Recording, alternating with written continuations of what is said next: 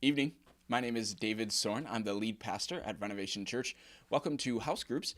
We are continuing in the book of Luke tonight, where we are in chapter 22. It's Thursday night, the night before Jesus is killed. He's just had the Last Supper, and now he's gone up to the Mount of Olives, and specifically to the Garden of Gethsemane, where he goes off by himself to pray. And Jesus, knowing that he's likely to die the next day, prays, "Father, if you are willing, take this cup from me.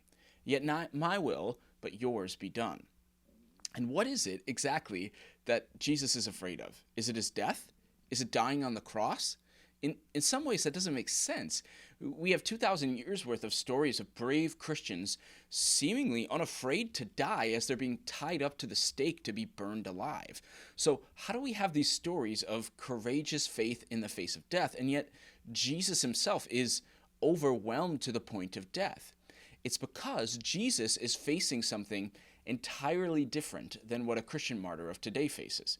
When Jesus says, "Father, if you are willing, take this cup from me," the cup he's referring to is the cup of God's wrath. That's how cup is often referred to in the Old Testament. God is symbolically pouring out his cup of wrath. But what does that mean, cup of wrath, and why? We say here all the time that Jesus died on the cross to take the punishment for us. And a lot of us, we think, oh yeah, he died in my place. But he didn't just die, he literally took your sin upon himself. 2 Corinthians 5:21 says it this way: God made him who had no sin to be sin for us, so that in him we might become the righteousness of God. When Jesus dies on the cross, he's going to have all of your sin and the sin of billions more throughout history be put on him as he takes our punishment. That's something anyone should be fearful of experiencing, even Jesus himself.